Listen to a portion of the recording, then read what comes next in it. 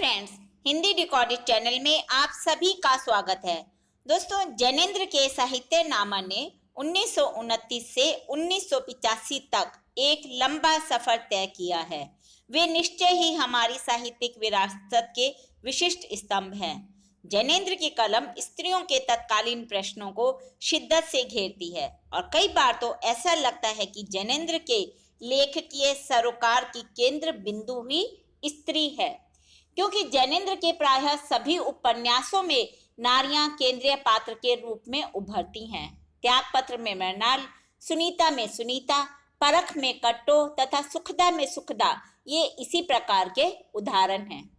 जैनेंद्र ने नारी पात्रों के माध्यम से यह प्रस्तुत किया है कि शारीरिक पतन अनिवार्य रूप से चारित्रिक पतन नहीं होता और इसी कारण इनके नारी पात्र सतीत्व में तो विश्वास रखते ही हैं, लेकिन वे यौन व्यवहार में भी उन्मुक्त हैं। सुनीता व मृणाल स्पष्ट रूप से इस प्रकार के उदाहरण हैं। जैनेंद्र के नारी पात्रों की एक अन्य विशेषता यह है कि समस्त नारी पात्रों में बुद्धि एवं हृदय का संघर्ष अनिवार्यतः दर्शाया गया है।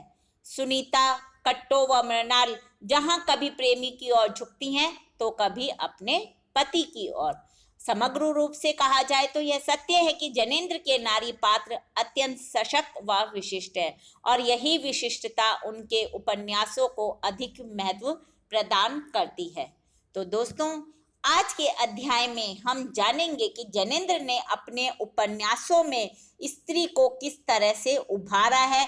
उनके चरित्र का एक अलग उदाहरण उन्होंने अपने उपन्यासों के द्वारा अपने पाठकों तक पहुंचाया है। जैनेंद्र की रचनात्मक दुनिया में स्त्री आज की चर्चा का हमारा विषय यही है। तो दोस्तों, शुरू करते हैं अपना आज का अध्याय। जैनेंद्र के आरंभिक 3 रचनाएं परख जो 1929, त्यागपत्र 1937 व सुनीता 1935, आप इन तीनों को पढ़ेंगे तो आपको पता चलेगा कि इनके केंद्र में स्त्री है। प्रेम करती ये स्त्रियां विचारशील और कर्मठ हैं, जिन्होंने पारिवारिक मर्यादा, परंपरा, नियमों की पाखंडी तस्वीर को तोड़ दिया और जीतने हारने संघर्ष करने के लिए परंपरागत जो पहले औरतों का चोला पहना रखा है उस चोले से वो इन उपन्यासों की जो स्त्रियां हैं वो बाहर निकल कर आई हैं। जैनेंद्र के उपन्यास त्यागपत्र की मृणाल देख लीजिएगा, परख की कट्टो, सुनीता की सुनीता, इन तीनों चरित्रों में एक समानता है कि ये तीनों ही अपने कर्तव्यों के बोझ के तले दबी हुई हैं। इन स्त्रियों ने कर्तव्य का निर्वाह करते हुए जिस प्रकार नैतिकता, मर्यादा का विश्लेषण किया, जिस तरह सामाजिक संरचना में बसे पाखंड को तार तार किया, वह भविष्य की अधिकार संपन्न स्त्री के लिए एक अपना अलग रास्ता खोलता हुआ दिखाई देता है। नियति की शिकार होने के बाद भी इन स्त्रियों ने अपने लिए रास्ते बनाए और रूढ़ रास्तों से ऐतराज दिखाया। मृणाल हिंदी साहित्य की पहली आधुनिक स्त्री है जो नैतिकता की परंपरागत मान्यता को अपने एक सिरे से खारिज करती है। वह न सिर्फ अपने स्त्रीत्व व अस्मिता के प्रति सजग है, बल्कि खुद को तिल तिल जलाती है और अपने लिए एक नया रास्ता अख्तियार करती है। वह अपना घर छोड़ देती है, बाहर निकलती है और हाशिए के बीच लोगों के बीच में पहुंच जाती है। उसके पास समाज व लोगों को समझने के लिए अपनी एक अलग तार्किक बुद्धि है जो कथित सभ्य समाज के ढोंगों का पर्दाफाश करती है। जब जिंदगी के वो आखिरी पड़ाव पर होती है तो वह शराबी, जुआरी, भिखारियों और वेश्याओं जैसे कथित दुर्जनों के बीच है, लेकिन इन दुर्जनों के बीच रहकर वह उनके अंदर सदाचार जो भरा हुआ है उसे उभारती है, सभ्य समाज के आगे दिखाती है। किसी से प्रेम करना ऐसा इसलिए है कि वह सभ्य समाज की सदाचार जो हम कहते हैं ना, सभ्य समाज में अच्छा आचरण है, उसकी वह स्वयं शिकार हुई थी, क्योंकि वह किसी से प्रेम करती थी। यह उसका दुराचार माना गया।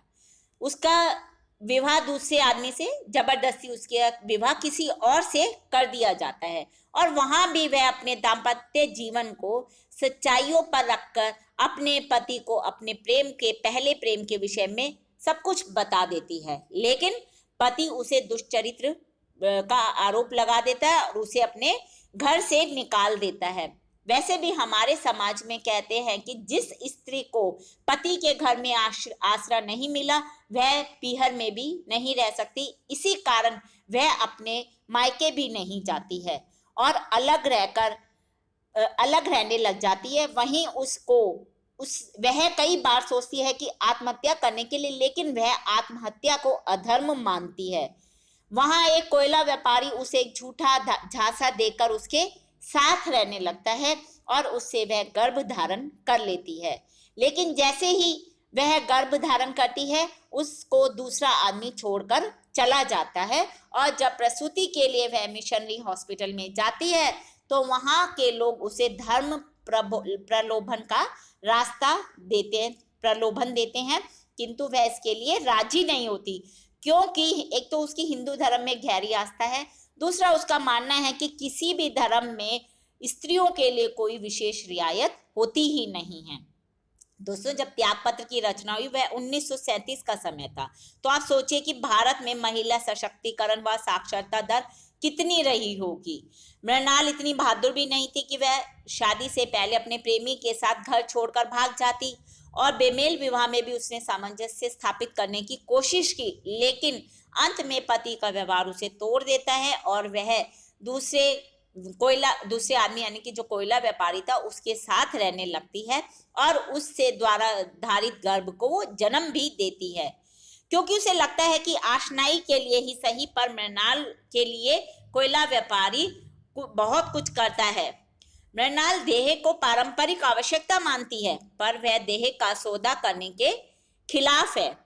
जैनेन्द्र की रचना परख में जो कट्टो है, जो उसकी नायिका है, वह सूत काट कर बिहारी को माला पहनाती है और कहती है कि उसका विवाह आज पूर्ण हुआ, एकत्व सार्थक हुआ।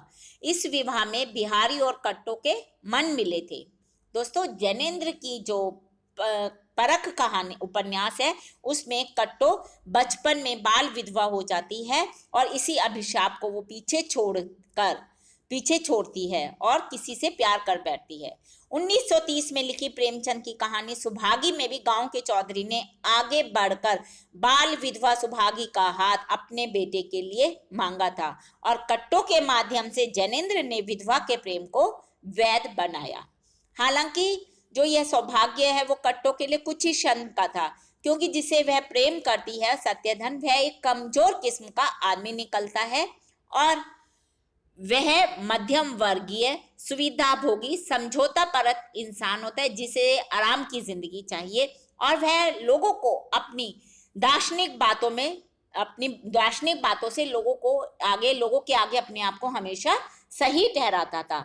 वह कट्टो से तो प्रेम करता है, लेकिन प्रेम की खातिर वह अपने जीवन को दांव पर लगाना नहीं चाहता और गरिमा नामक स्त्री से विवाह करने के लिए हाँ भर देता है, क्योंकि वह धन, प्रतिष्ठा और सुरक्षा, उसे लगता है कि वहां उसे ये सब चीजें मिलेंगी, क्योंकि गरिमा जो है वह पढ़ी लिखी शहरी और अमीर पिता की पुत्री होती है और कट्टो जैसी विधवा से विवाह करके उसे क्या मिलता, यह सोचकर वह गरिमा से शादी कर लेता है। और जब कट्टो को इस सत्यधन और गरिमा के विवाह की बात बिहारी बताता है तो उसे विश्वास ही नहीं होता, क्योंकि उसे उस पर बहुत विश्वास होता है, अटूट विश्वास करती है वह सत्यधन पर। लेकिन सत्यधन तो सिर्फ बातों का धनी होता है और अपने विवाह का दायित्व भी वह पूरा नहीं कर पाता और अपने पत्नी और ससुर की नजरों से गिर जाता है। ससुर ने उसे अपनी संपत्ति में कोई हिस्सा नहीं दिया था तो वह अपनी पत्नी का घर भी छोड़ देता है और ऐसी स्थिति में कट्टो ही उसको 40,000 रुपए देकर कृतार्थ करती है। परख में कट्टो के समानांतर यदि कोई खड़ा है तो वह फक्कर प्रवृत्ति का बिहारी है, व्यक्तित्व और विचार की पारदर्शिता जिसका प्रमुख गुण है। बिहारी कट्टो को जीवन संगनी बनाता है, लेकिन वह जन कल्याण में रत रहने वाला इंसान होता है और कट्टो भी उसी की सहायता करती है। जैनेन्द्र का जो तीसरा उपन्यास सुनीता है, उसमें स्त्री के व्यापक रूप को प्रतिस्थापित करने की चेष्टा की गई है। जैनेन्द्र स्त्री की क्षमता का विस्तार घर से बाहर भी चाहते हैं। वे राष्ट्रीय आंदोलन में स्त्रियों की भागीदारी के समर्थक हैं। जैनेन्द्र के अनुसार स्त्री युवकों की स्फूर्ति का केंद्र है उन्होंने स्त्रियों के सौंदर्य व आकर्षण का उपयोग ऐसे आधार लंब के रूप में किया है जिसे देखकर युवक हंसते हुए देश के लिए अपने प्राण न्यौछावर कर दे।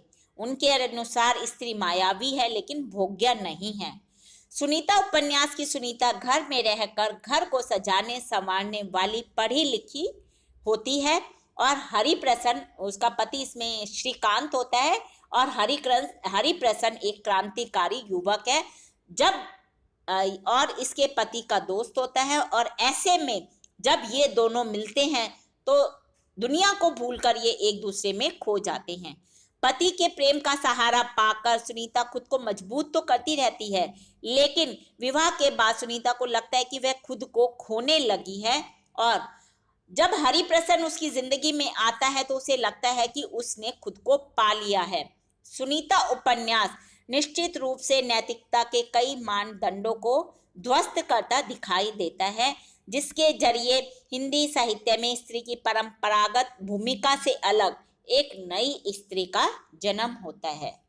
दोस्तों 1965 में लिखे उपन्यास मुक्ति बोध में जैनेंद्र ने ऐसी स्त्री को प्रस्तुत किया जो अपनी देह के साथ अपने शरीर के साथ सहज है। सुनीता में सुनीता पति की इच्छा अनुसार हरिप्रसन्न को समर्पण हेतु तत्पर है तो मुक्ति बोध में नील पति के साथ रहती है पर प्रेम किसी और से करती है। 1940 में लिखी गई पत्नी कहानी की पत्नी कम पढ़ी लिखी है। उसका पति स्वाधीनता आंदोलन से जुड़ा है लेकिन उसकी पत्नी अपने संस्कारों के कारण अपने पति की हर जायज और नाजायज बातों को सहती रहती है। दोस्तों जैनेंद्र के अंतिम उपन्यास दर्शक जो कभी पूरा नहीं हो सका 1985 में आया। इस उपन्यास में उन्होंने देह व्यापार के मुद्दे को उठाया है। रंजना आत्मविश्वास से भरपूर व्यवहार कुशल स्त्री है जो कि वैश्यवृत्ति करती है और उसके अनुसार वह इस समाज की गंदगी को साफ करने का काम करती है और समाज की गंदगी साफ करने से बड़ी समाज सेवा क्या हो सकती है, ऐसा इस उपन्यास की जो नायिका रंजना है उसका मानना है।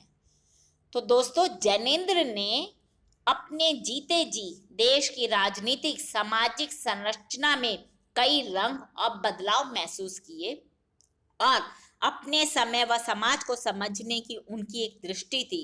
उसके अनुकूल ही उनके उपन्यासों के पात्र होते थे जो कि अभी हमने उनके कुछ उपन्यासों के कुछ स्त्री पात्रों के विषय में पढ़कर जाना भी है। उनके रचना संसार में जो नायिकाएं हैं वो लेखक से बार बार विद्रोह करती हैं। वे जैनेंद्र के स्वप्नों और मंतव्यों से अलग अपनी अलग डगर चुनती हैं। जिस स्त्री ने परंपरा से विद्रोह किया उसी ने ठोकर खाने के बावजूद नई राह बनाई। परंपरा को जैनेंद्र के उपन्यासों की स्त्रियों ने तोड़ा।